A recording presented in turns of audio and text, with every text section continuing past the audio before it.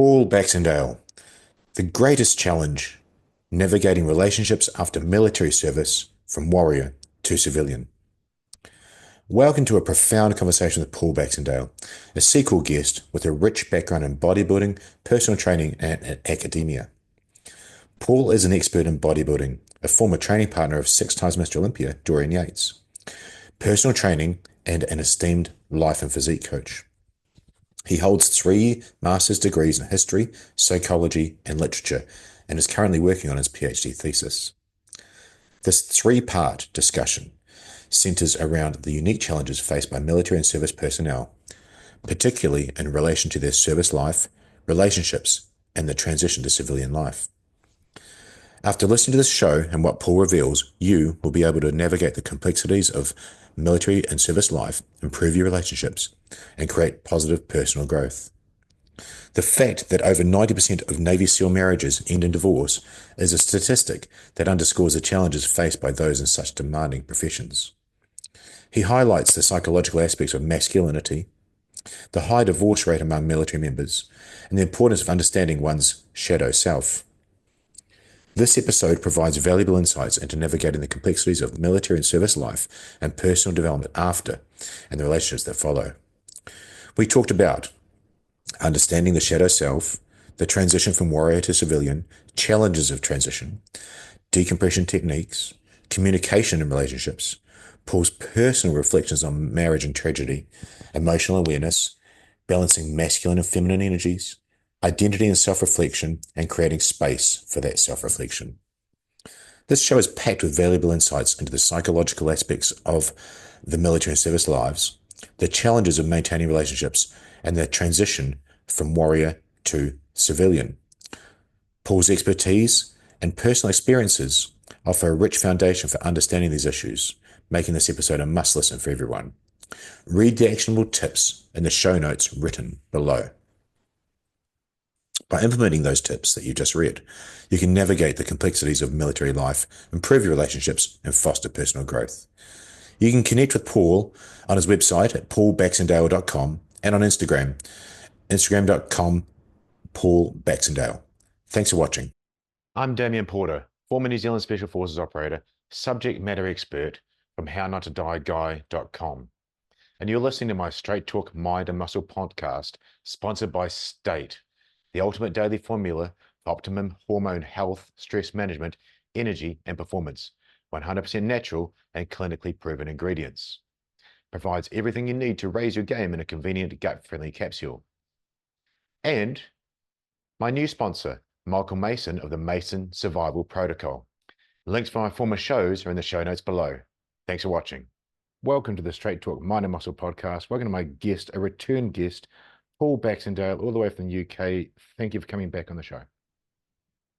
Thank you for having me, and good morning from Scotland, and I guess it's late afternoon in Australia. It is. We've got the red face and 39 degrees. It's very hot here, and you're all rugged up, and you're making me jealous of the cold there. -4 degrees I got, but I do have a nice wood burning stove in my cabin, so I'm comfortable. Perfect. We had a great conversation last time, Paul. One of the most powerful shows I've ever done. For the listeners and the viewers, I will actually give you a short intro, and we normally don't do that, but you're a triple master's degree summarizing after a life-changing injury. And we delved into that so well in this show. But what is your 3 master's degrees in? And then it's going to paint the picture for the listeners and the viewers of what we're going to speak about today. The topic we're going to speak about is really service life and relationships, the life of a military person in relationships, both male and female. And I don't mean in a homosexual way. I mean relationships with males and males, relationships with males and females married. So what is your 3 degrees in after your life-changing event? Yes, well, I had an accident, and that left me physically incapable of continuing with my previous occupation, which essentially was a bodybuilder for probably 20 years. and then a personal trainer for, like 15 years, something like that. Yep. And so that occupation was no longer available to me. So I decided to use my brain rather than my body. And I would preface that with saying that there was a process of probably, 2, 3 very dark years in terms of coming through to what do I do next. But I Mm. decided to go to university, and I did a degree in Scottish history, and then psychology, and then one in literature, and so they're honors degrees. I went on to do my master's in literature, Mm-hmm. um, and I've now got a PhD thesis in place, hopefully ready to go with one of 2 universities next year. So I'm 50% in academia and 50% I mentor um, people. A lot of young guys, a lot of middle-aged guys, women coming through now. It's really hard to describe what I do. It's basically support.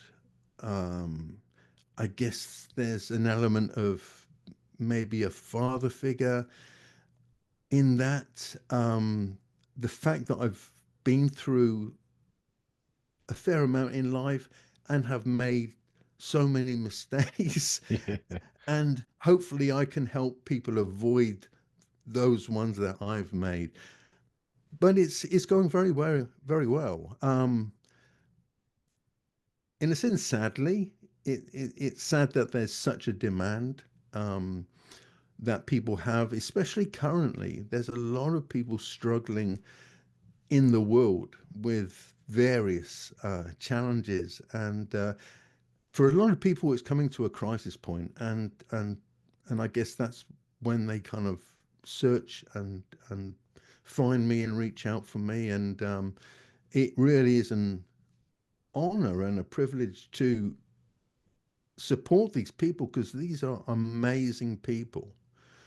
Like they are great in their chosen fields, but they've come across some block which they absolutely are really struggling with.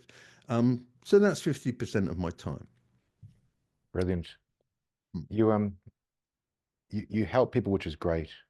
Maybe that's one way to identify what you do, but to get messages like you and I do from people is very humbling, and to be able to actually add some value, add some action steps they can take is very rewarding.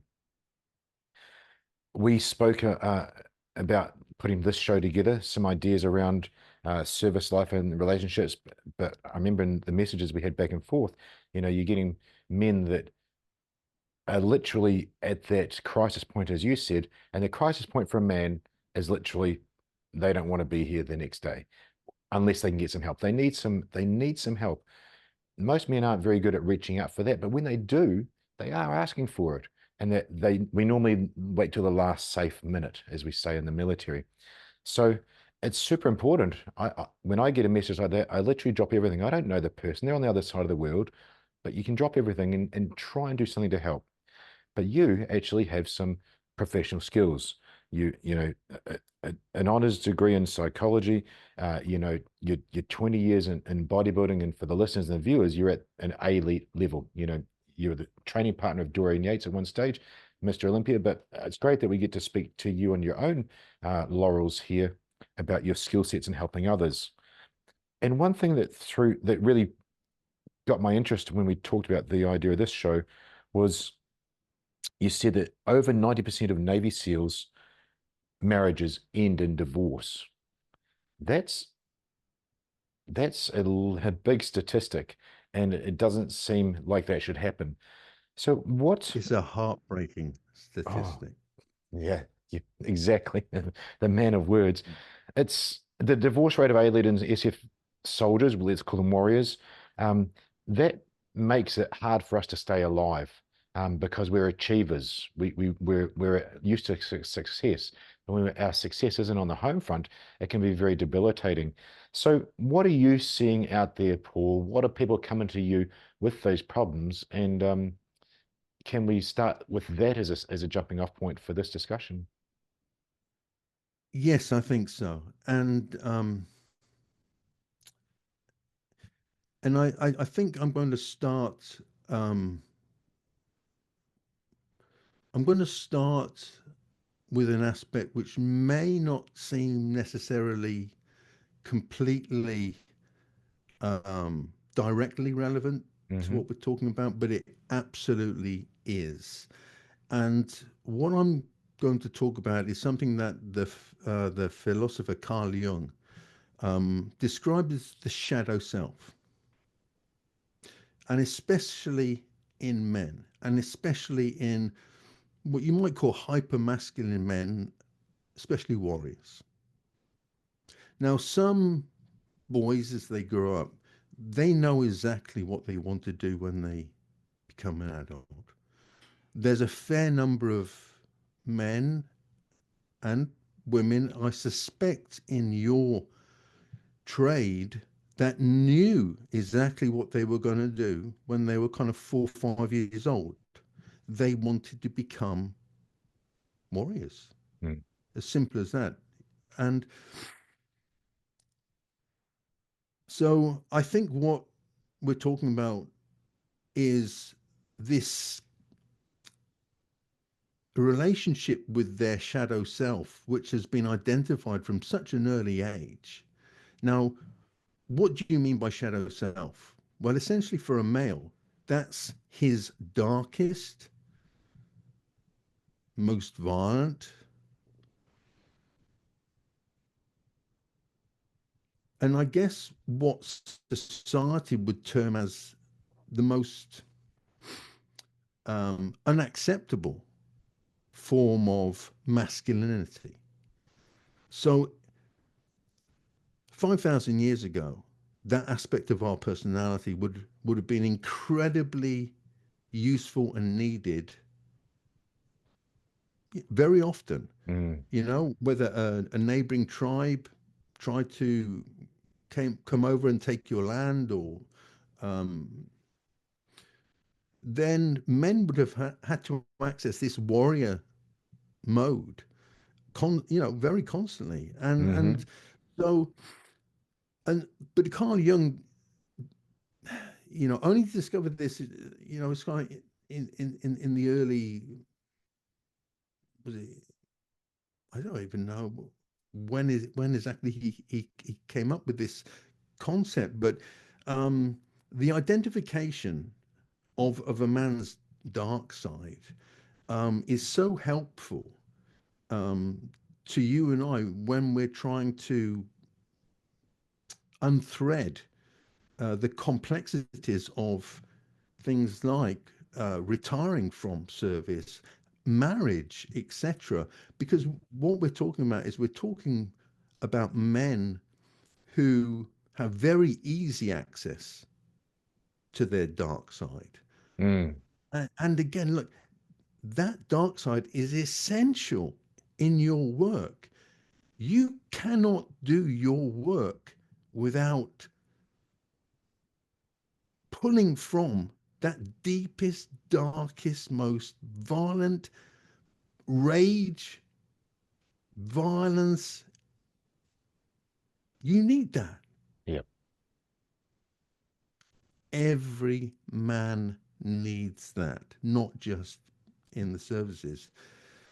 And I'm guessing that may be slightly controversial in this day and age where a lot of men, especially young men, are told that shadow part of themselves is uncivilized, it's masculine toxicity, it's bad. And in a civilized society, absolutely. Um, the secret is, I always say, the mark of a mature masculine male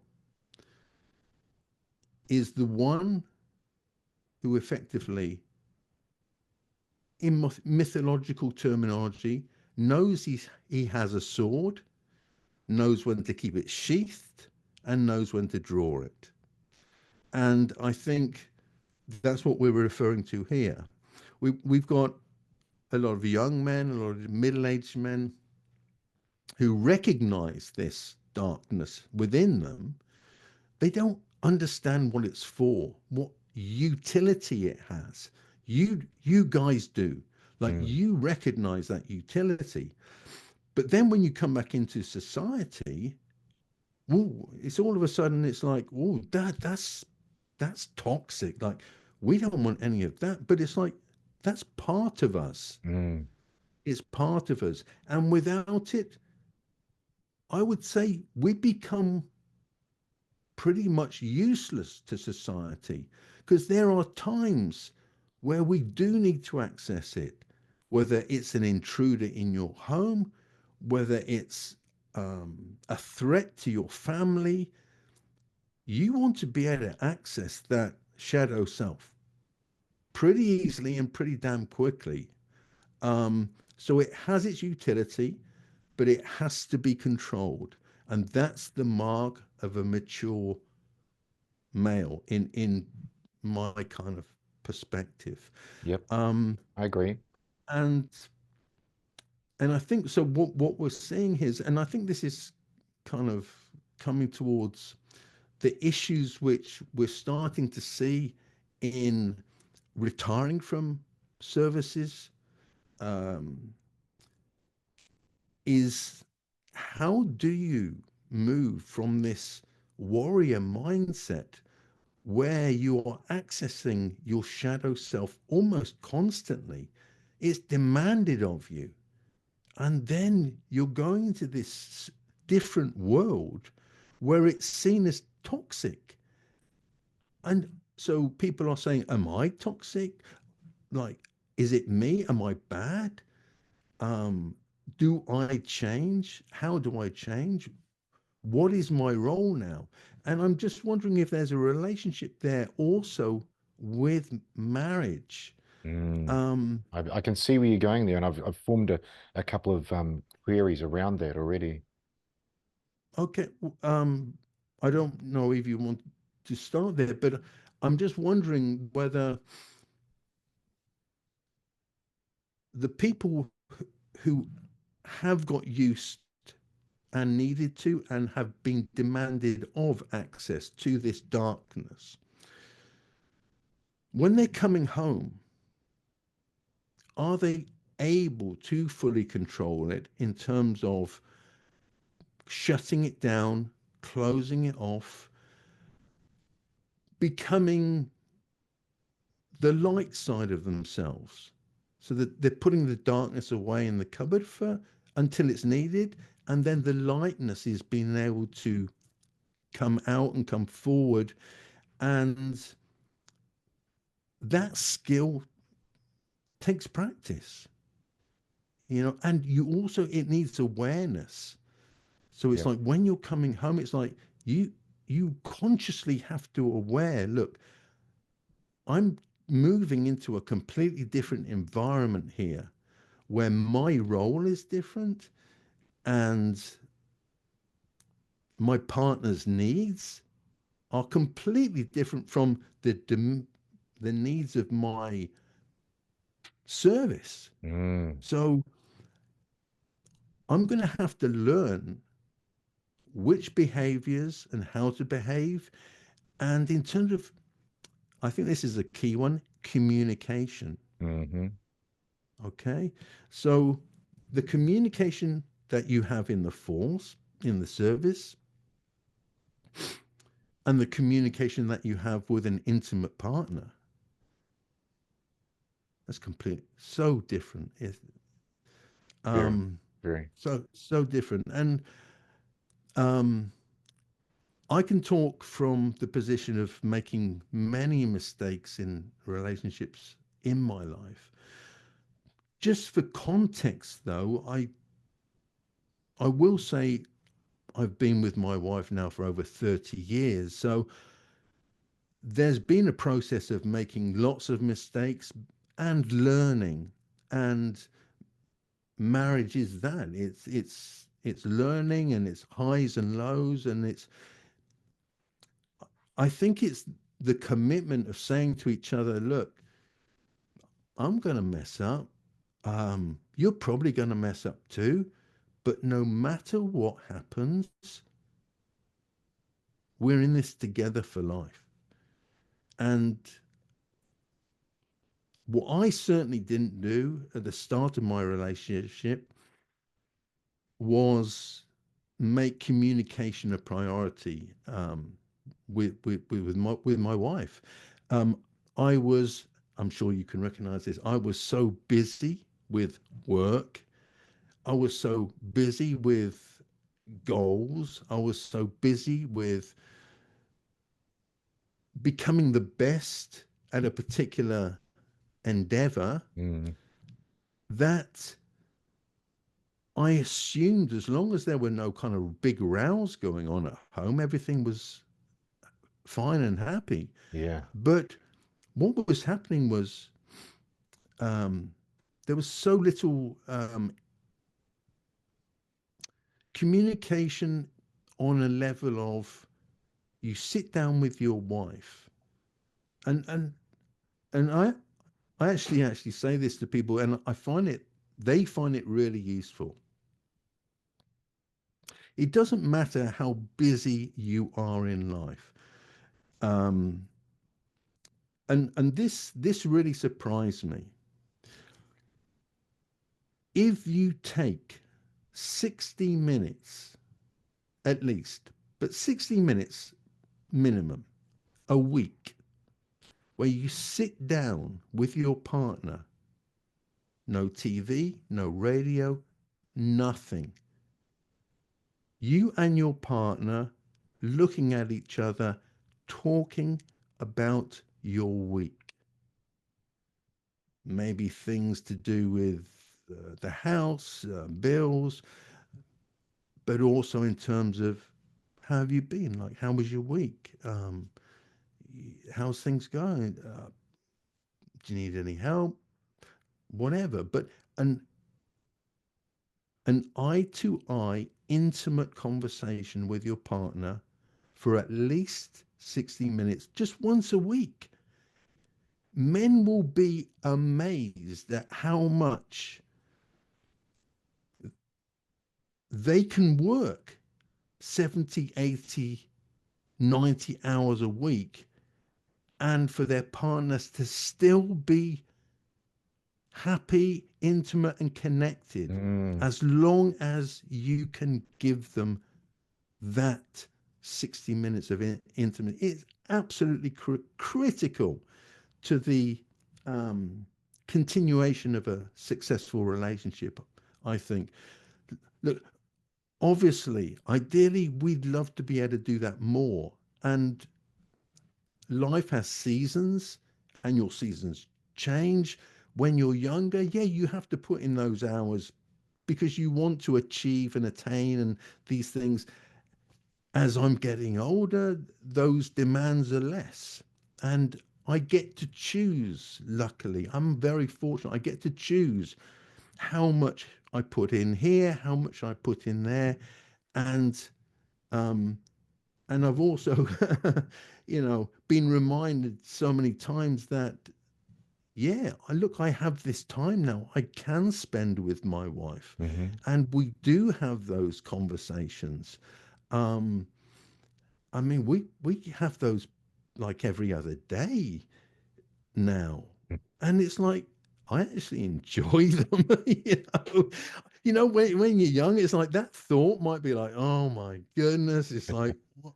But no, it's like, you know what? To have someone who's traveled life with you and has seen you change, but they've changed as well. It's like to actually see that in each other and to still have that connection. Um, it's like I can sit here now, honestly, and say, I've never been happier in my relationship than I am right now after over 30 years. And like, gee, that's a blessing. That really is a blessing. Um, and They say Paul, love is spelt Time. So there you go. well, it was like I, I I read that statistic in terms of Navy SEALs. Mm, Over 90% of marriages are failing. And that was heartbreaking to me. Absolutely heartbreaking to me. Nobody goes into a marriage thinking or wanting it to fail. So, what's going wrong? And I think the pressures and the demands of your occupation and the type of work that you do is highly relevant um, to that statistic. Look, yeah. the divorce rates are over 50% now anyway, so it's high. But in your trade, it's like it's over 90%. That's crazy. Let me add in a couple of insights from what you spoke about there.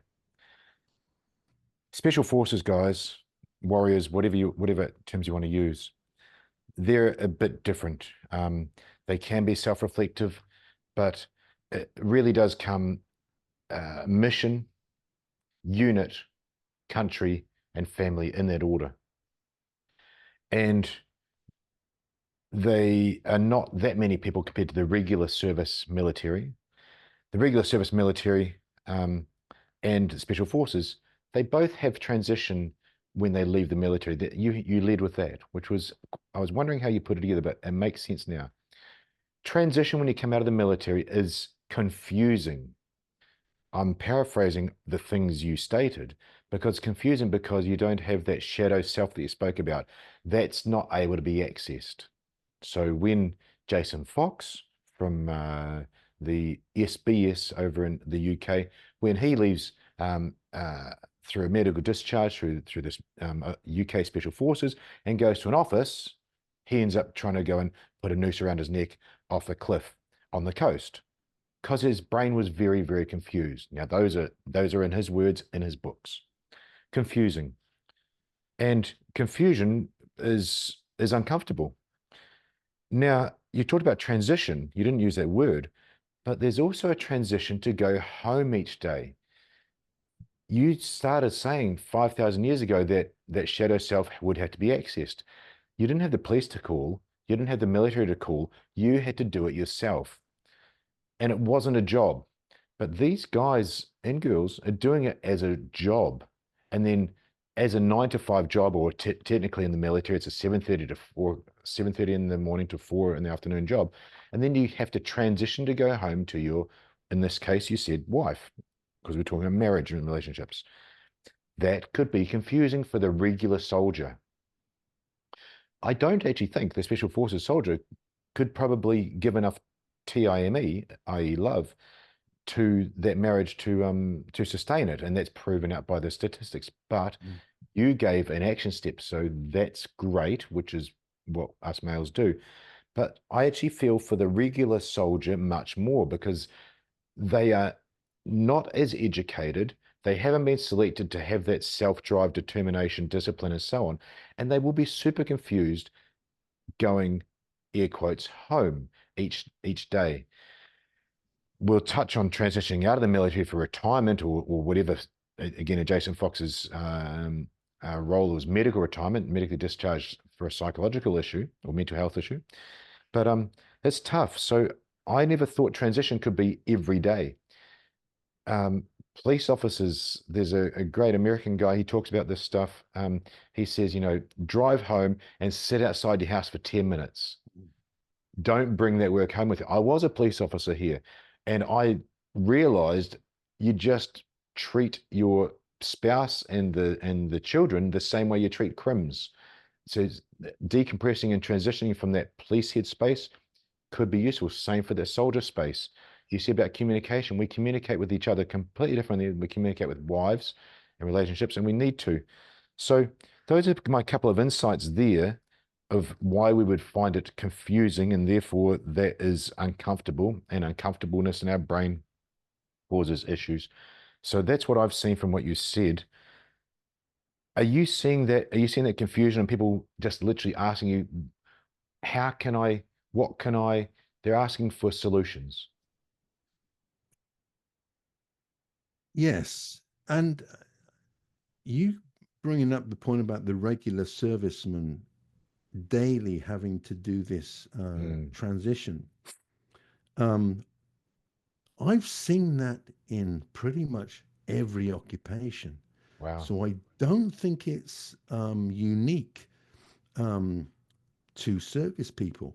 gotcha. Um, I know many people in who have, let's say, quite demanding jobs, whether it be office based Hmm. or outside somewhere, who every day um, they're traveling to and from work. Um, Sometimes that commute, whether it be half an hour, 45 minutes, is the best thing that they can have in order to adjusting them because they have Mm, the time to reset. Okay, that's that finished with now. I'm going to reset. By the time they get home, they've had the time. mm, If your commute is 5 minutes, you get home, I would suggest the best thing you can do before you even kind of interact with your partner is go somewhere for 20 minutes, half an hour, play a video game, play some music, um, play guitar, um, read a newspaper. Take a block of time to unwind, reset, get the stresses of the day gone from your mental space before that first interaction. mm. So when you see your partner, you're pleased to see them. And it's like there is nothing left over from the day. So if I'm seeing that in regular occupations, Mm. then in service mode, I would think it's even more important Yeah, because it gives you the time to reset the how am I communicating? How am I communicating? Um, what's our first conversations going to be like? Um, you may find your partner's had a highly stressful day and they haven't had time to de-stress. yeah, So when you come home, it's like you're hit with like bang, bang, yeah, bang, bang. And if you're still in stress mode, it's like it's not going to end well. yeah. Gonna mirror very badly. Yeah. But if you've had time to reset, Yeah. that bang, bang, bang, bang, it's like, okay, let's just take a minute. We can resolve all of these, Mm. you know? And from a masculine perspective, most men are fixers. Of course. We want to fix stuff. But the problem is, men too often try and fix the problem before they've heard exactly what the problem is. Because the problem may come at them in terms of this is wrong, this is wrong, this needs doing, this needs doing. Whereas in fact, the partner's just kind of circling a lot of stresses they've had during the day, but there's only one real issue Yeah. that needs fixing. So, um, again, from a masculine perspective, from the guy, if he can just hold tight for 5 minutes, listen until you identify exactly what the problem is, then go into fix mode. Because otherwise, we're trying to fix some, and we're trying to fix the wrong things, and we're rushing around. It becomes hectic and chaotic and not useful and not Reactive. use. Reactive. Yes, yeah, Yeah. and again, reactive. Um, so anyway, I'm just going to go back to the issue with regarding the Navy SEALs and the Yes. Yes. divorce rates. I had a thought, and I'm just going to throw this out there, um, because I think we need to have like honest conversations and thoughts, and I thought about the seasons of a person's life, Mm-hmm. and especially like guys like yourself, and the other people who are in the special forces. It's like you said, like what was your number one Mission. like Mission. mission? Yeah. Number No, two, mission unit. So yeah, it might just be the mission squadron, it unit. might be the unit. Those two things, the mission will get done. David Sterling, when he started, nothing's going to get in the way. And then it's absolute loyalty to the unit. And then it's country, because that's what you joined for. And then you've got this other thing that's called a family tacked on. Okay. The thought is perhaps that is not the season to be married. Now, so you and I haven't talked to, for the listeners and the viewers, we had a brief um, text back and forth about the intent of this show. I formed the same opinion during this and also prior to this, that it may not be the season to get married, because so many Navy SEALs, Paul, have very successful marriages after Hmm. they leave and after the divorce. That's interesting. Yeah. Hmm. A lot of them have been on this And show. I think that is telling us something. Yeah. Um, maybe we have to be more conscious, you know, about the decisions we're making, and we have to have those honest conversations with ourselves. Look, do I really want to get married right now? Well, yes.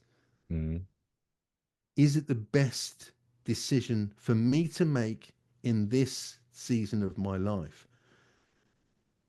If your partner's going to be like number 4 or 5, Hmm. I would say no, no, And those it's not the right fixers, those choice. those special forces males, the fixers will try and make it work. They'll try and make the square peg fit in the round hole, because that's what they've been trained to do, is fix stuff, make it happen. But I love what you say. I agree with you. It's a bitter pill to swallow. Gosh, the listeners and the viewers may be rebellious against it, but both you and I, without conversing, have come to the same conclusion, or at least idea. I mean, I'm only just thinking back to my own athletic career Mm, when I was competing. So, for those of people who aren't aware of the world of bodybuilding, um, I don't know what the general kind of perception is of what a bodybuilder does. Um, in terms, what they know, they get up on stage in a small pair of swimming trunks and tanned up with oil all over them. But the reality of the fact is, it's a 365-day-a-year occupation, very selfish 24 hours a occupation. day, 24 hours a day, Yeah. 365 days a year. Every day, you are monitoring your nutrition 24 hours a day. You are eating 7 or 8 meals a day, roughly 2.5 hours apart, to precise macronutrient breakdowns. The actual physical training part of it is relatively small, really. Very. Um, at my peak, I was training 4 times a week. That's all. Wow. And each session was at the most an hour. So 4 hours a week of training doesn't seem to make sense. But in terms of building muscle, more is not always better. In fact, more is often worse. And the key thing for me was intensity. The more intensity I could bring to the workouts, Mm, the more muscle stimulus that I could generate within that hour, give the message to the muscle, adapt because you can't currently cope with the weight that you're lifting. So you have to grow mhm. and get stronger and bigger. Um, so that's 4 hours a week. Everything else was rest, recovery, growth. So that lifestyle is so inhibited. It like I would not go out to parties. I would not go out. Like for probably 10 years, I had zero social life. I lived like a monk, for 10 years because that was my world. I mean, yes, it paid the bills, and yes, I got to travel the world, and yes, I had wonderful experiences and met the greatest of my friends. But it was 365 days a year. Now, was that an optimal time to get married? No, it wasn't. No. Um, the big thing I had going for me was the fact that my wife, her father was a bodybuilder. Or he's passed now, but he had been a bodybuilder. So she was aware of the lifestyle when we started dating. Like, so Mm, she knew what it involved. If it was someone who was completely outside of that world, I don't think they would have. no. Oh, they wouldn't have understood. Um, yeah, it would have seemed insane for. Um, oh, but we've got this we've got this wedding to go to. We've got a party to go to. I'm good. No, I can't. I need to get another 2 hours sleep tonight. I've got to get my meals in. It's like not a good season. um, so I can relate in a small way. I'm not saying at all that they're the same, but I can recognize certain elements um, of that. I think you. And I was gonna talk about how you can relate to a special forces world or what you call that shadow self world because mm, under Dorian Yates, who's arguably one of the most intense trainers in the world, you guys did bring the animal out, that inner dark side. I've seen the videos. And of course, it's both special forces and bodybuilding is incredibly selfish sport. However, we're surrounded by like-minded individuals. You're surrounded by a training partner and people in a team there. We're the ultimate team in the special forces. We communicate around that, but we'll really only socialize within inside our safety net of people. Um, so yeah, very selfish and like I said, not the season to do that. But also, part of that is because we're talking about service people, you don't have to switch off the animal to come back into your relationship, but we have to switch off that animal, that whatever you want to call it, the shadow self, to then go into a loving a conversation with someone. We, when we're on that trigger, and we're very good at that, hard to switch off. yeah, I think you made a very valid comparison there, and I'm going to just explain to people exactly why that comparison is valid. When I trained with Dorian, um, those sessions were unlike. any other sessions, any other workouts that I had ever done previously. Um, the level of intensity that Dorian and so we brought to those workouts um, was at a level that I don't think has ever been matched even to today. And it's the reason we were only able to train for 4 hours a week. It Mm. wasn't that we didn't want to train, you know. Oh, we love training. We would love to have done 6 hours a day. We physically couldn't. We mentally couldn't. We emotionally couldn't. Mm. Our central nervous system was hammered. So those sessions, what were they like?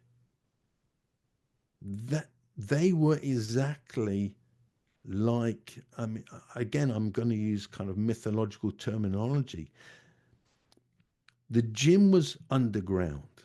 Mhm. Temple Gym, Birmingham, kind of famous in the bodybuilding world. It was underground. To me, it was like the journey to the underworld, the journey to Hades, which I'm hoping some of the warriors out there are going to start to recognize the journey here. Yes. I would travel underground to the underworld. When we met on the outside, up at the top at ground level, when Dorian would arrive in his car, he wouldn't even say hello. We would acknowledge each other with a nod of the head. No words. We were already in shadow mode. Like we were already preparing for battle. Mm. And we prepared for the battle. Like we had spent the last 40 minutes setting our mindset. So, um, and I know this is a very poor, use of the word going to war because it's not like going to war. You guys know what going to war is. We we were going to a battle, and it was like we were going to this underworld to battle a beast. So mythologically, well, Medusa, one of those mythological dragons, fire-breathing dragon, for an hour, where our lives were literally on the line. The amount of weight we used was so heavy we could have been killed Hmm.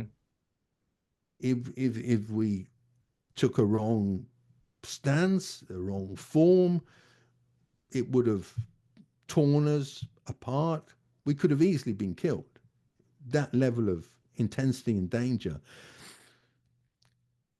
Now, the ferocity that we brought to the workouts, I mean, in the bodybuilding world, it's kind of legendary, but nobody has got any idea of what they were truly like unless you had experienced it. It's like you guys. No one can truly understand it unless you were there. It's like I can tell you, like we brought rage with Hmm. us, Yep. pure rage, Yep. fury. You could feel the energy bouncing off the walls in that gym. The energy was so alive. We brought a level of energy that was violent. Yep. The workouts were like visible violence in action. Now, how many people have ever seen anybody train like that? I mean, I hadn't previously, and I haven't since. But that's what those workouts were like. And so to even participate in those workouts, I had no choice but to access this shadow self. I had to go to the deepest, darkest, most violent, rageful place of my soul for that hour. to get the results that I wanted, to survive Yeah. the workout, to survive the battle. And then at the end, we would sit down, we would have a drink, decompress, Mm-hmm. which is I kind of maybe what you guys do after an engagement or do you have a period of decompression, like, and you let the adrenaline just kind of dissipate, you know? And then we would talk. We would say very little throughout the entire workout. All the words that would have spoken would be how much weight we were going to use and a few words of encouragement. That was it. At the end of the workout, after a few minutes, then we would start to have a conversation, have a chat. Again, for me, every day, it was an hour and a half drive home. Yeah. I had time to decompress, to relax. And it I needed that, like to be in that battle at that level of violence and rage. I needed an hour and a half drive home. So by the time I was home, I was happy Paul again. I was kind of like normal Paul. I mean, this is I guess is another interesting thing. If you asked anybody who knows me or knew me back then, they would have said, "Oh, Paul, oh, such a lovely guy. Oh, oh, he's a gentle giant." I was Mm. 23 stone. I was sort of like 310 pounds. I was a big guy, but I was a gentle giant. Like, I never had any rage outside of the gym. Um, I mean, people talk about what they call roid rage. Mm-hmm. I'd never experienced that in my life.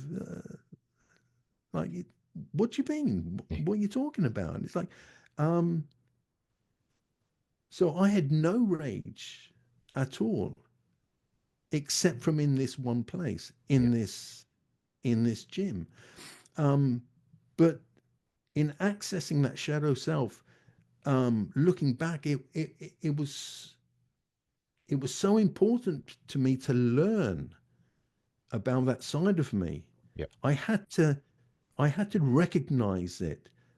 Like, that's what I'm capable of. Like, you don't want to like men don't want to accept what they're capable of. Yeah, you put a post up the other day on social media. We're kind of like, you know,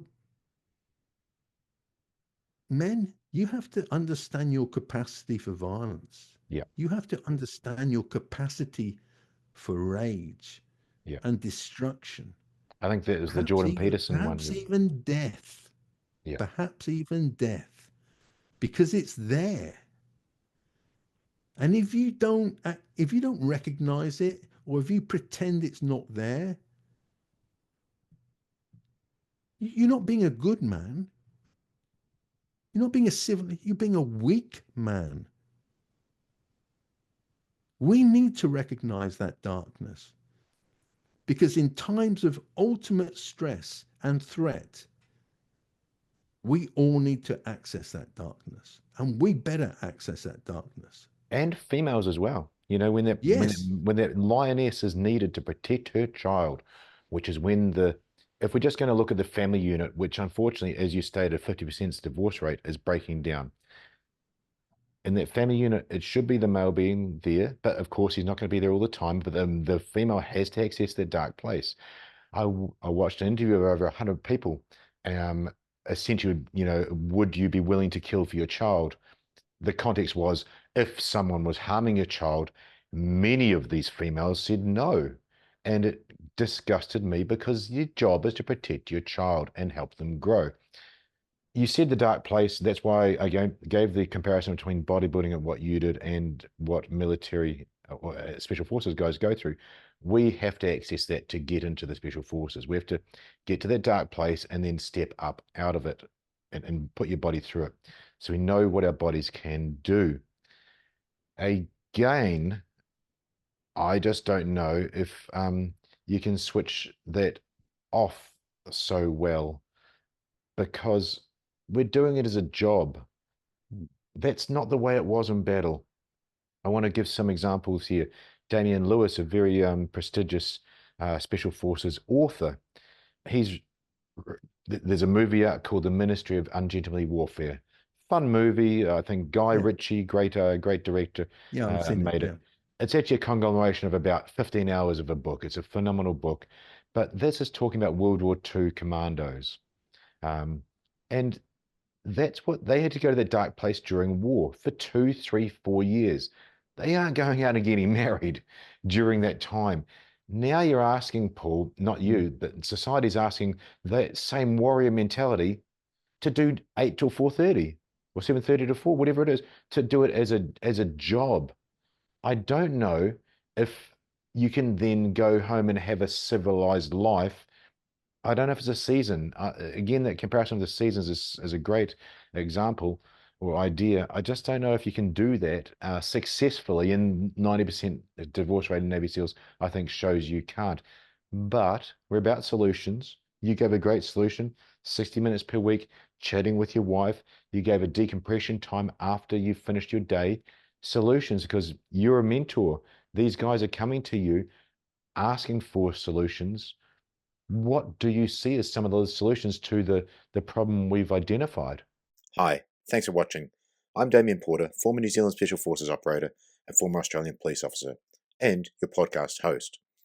Please check out my new project at hownottoDieGuy.com, where I teach everything you need to know to both males and females, at-risk populations, schools, kids, and the elderly for self-defense, situational awareness, and all-round skills that every good person should know. Thanks for watching.